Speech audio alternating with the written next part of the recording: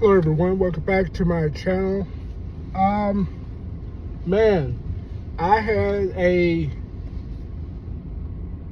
violent situation in the most unlikeliest places you would think of. I was at church. I go to a church on Saturday, which is I'm Seventh-day Adventist, right? So I was attending service. It was nice. It was beautiful. It concluded. The benediction, everything, and a fight literally broke out with a person who worked the sound system. This particular person, I have always known he have had some mental health, because just certain things for him to do, it just was not right. I mean, but you always have one person like, okay, you're a little extra, okay, yeah, I won't leave my child too close around you though. But anyway, he was just doing some crazy nonsense stuff like breakdancing in the middle of the service or songs, or he would be in front of me and he would just like play fighting, and I've always kind of like, okay, that situation. But it was a lot more today than it normally was. And I didn't think anything of it, I was thinking like, okay, he's just one of his modes. Just eye gauge him, I'm thinking, okay, he's bipolar. But extremely gifted, extremely smart, extremely talented in IT and stuff like this. And just in case if anybody watched my video who may know, you know who I'm talking about. But anyway, he was going off, and literally all I heard was him just yelling, saying, and I'm saying this for quoting purposes, man, get the fuck off me, get the fuck off me. In church now, of all likeliest places to be, in church, people, family, children, stuff like this. So I'm looking at him like, okay, what's going on, man? Ain't nothing that bad where you gotta be cussing in church. I ain't saying I'm claiming to be perfect, but I know not to use profanity in the house of God, right?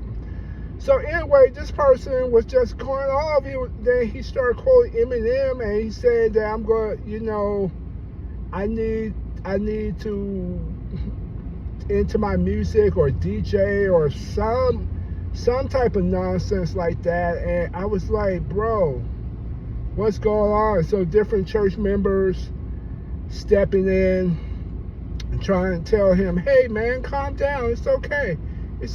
Then one person was like, man, we're here for you, we love you.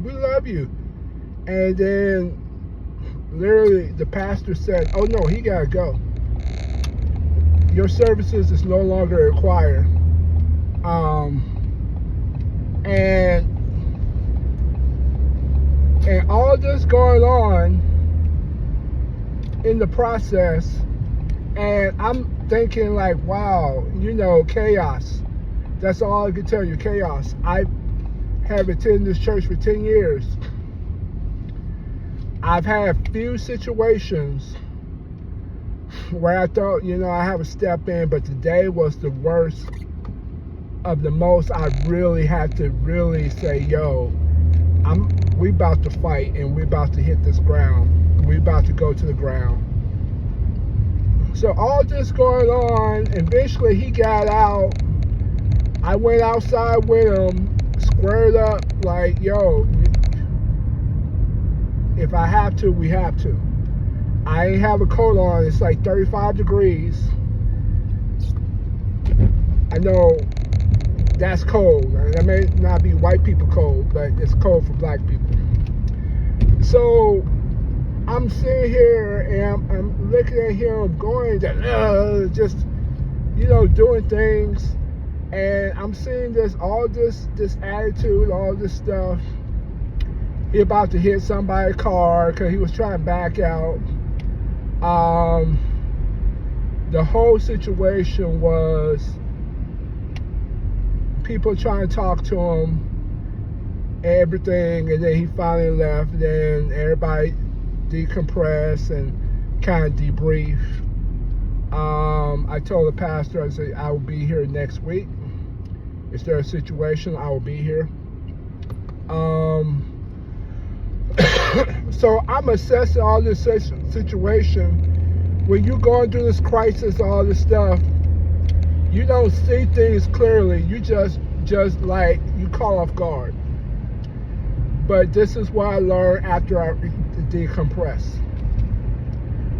I have my burner on me. If I need to use it, I will use it. The moment I brought that out, it was going to look bad. It was going to be a situation. He didn't have a weapon, so there was no need for me to bring it out. I could have brought out my taser just in case, because if anything, if I shock you, you're going to live. It's going to hurt, but you're going to make it.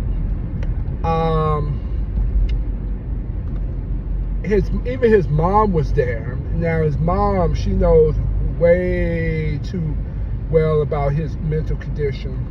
But clearly, what I saw was a person was not taking his medication. A bipolar person who was not taking his medication. That is what I saw today. I saw a person who was having some stressors.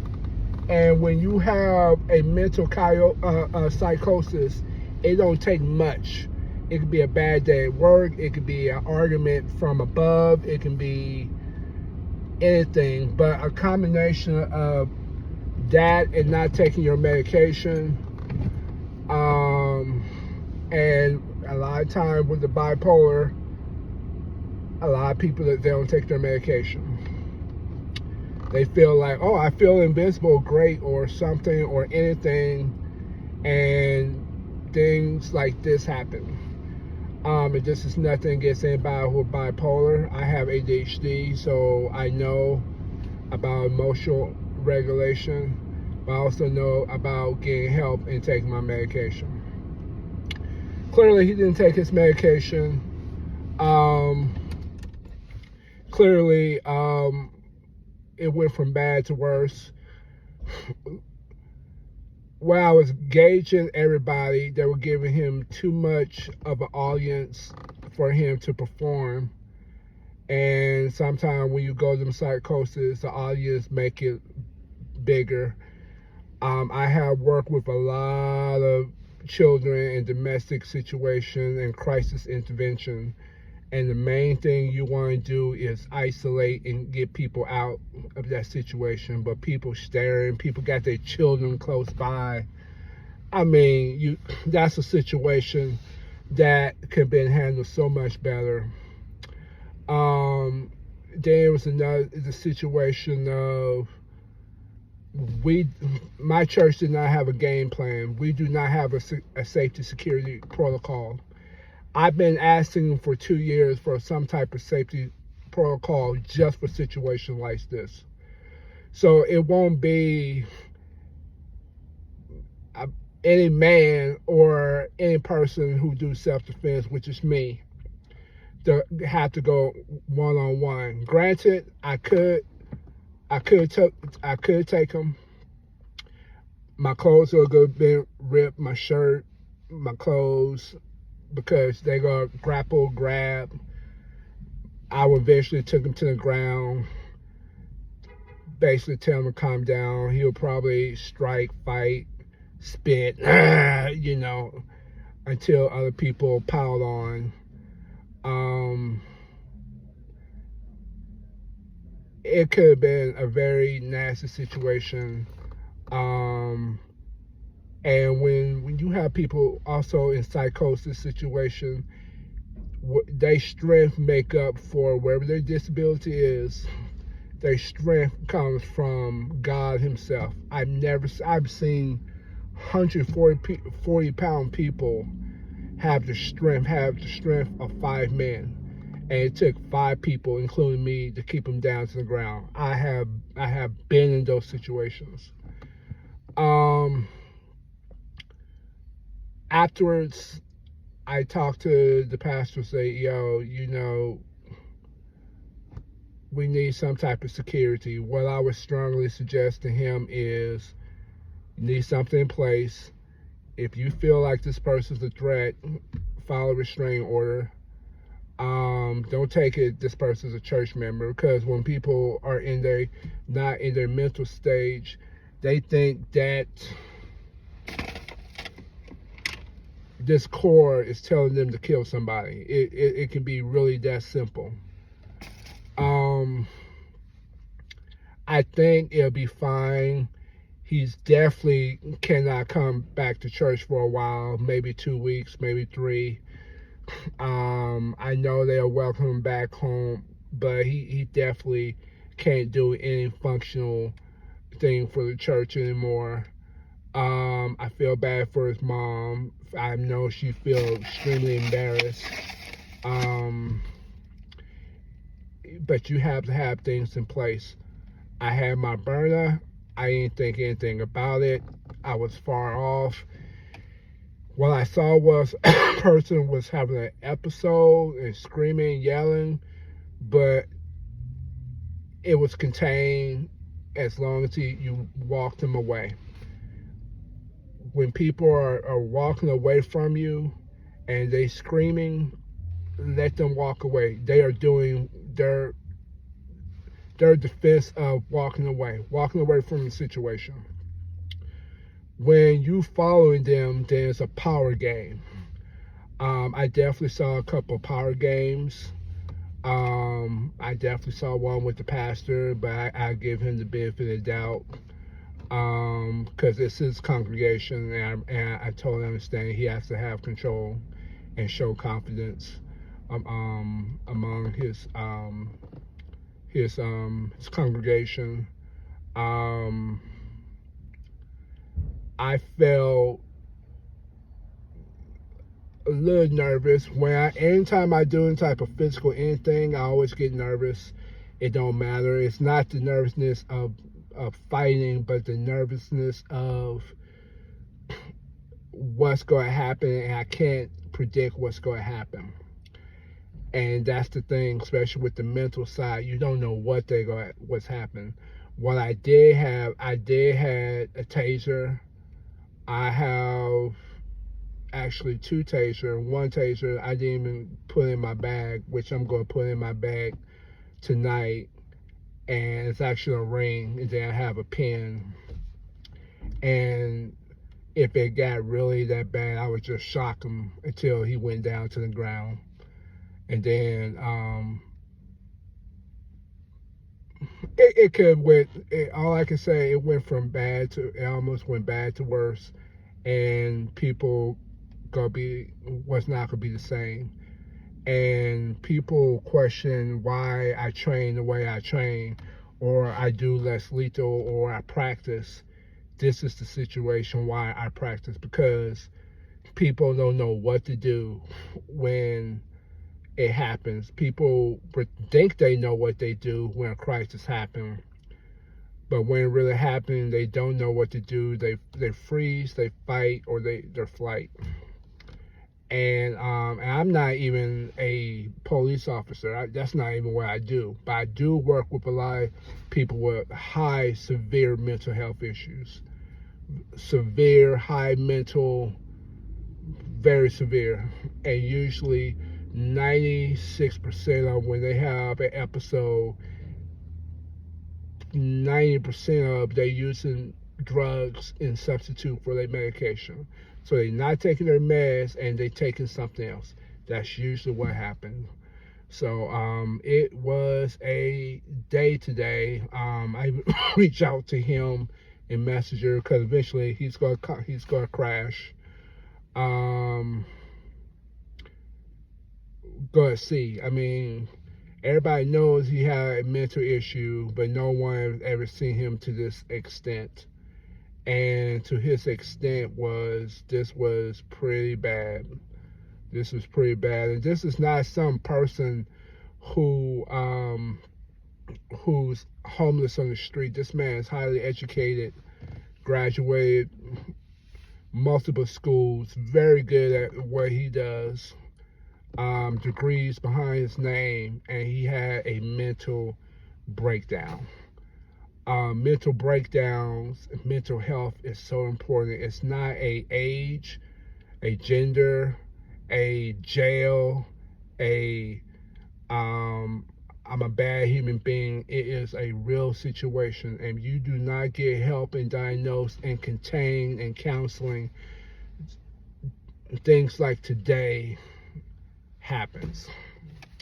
So nobody got hurt. It went fine. I'm a martial artist, so I always prepare for the worst and prepare for the bad things. For most people, it was just like, it's the devil, the devil got in him. And it's true. I mean, I'm not knocking the spiritual aspect of it, which is true. But this was bad. But I'm glad I had my burner. Nobody had anything. And even the person who's a cop, he wasn't there today. So it was a time. It was a time today. So nobody got hurt. We'll keep moving. Keep training. Even for me, like I feel like I need to pick up stronger on some martial arts, just because of this. Because I do certain styles, but we don't prepare for street fights. We prepare for tournaments. We prepare for casual. We say that we train. We train for everything, but today was a situation where a lot of people wasn't trained. I felt trained. Definitely we're gonna go to the ground, definitely close guard, definitely go get him side control, then I'm go full mount, and then I'm gonna hold him down. That was my whole mission. And then have some people tell them to jump on his legs, and when you take the legs and the arm base, then they have nothing else. And then they eventually are tired out because they just using so much energy to burn, and then they calm down. That's what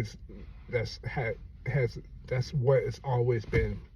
So thank you for watching my video. This is way too long, but I felt like this was a moment that I needed to tell people. Thank you. Have a good one.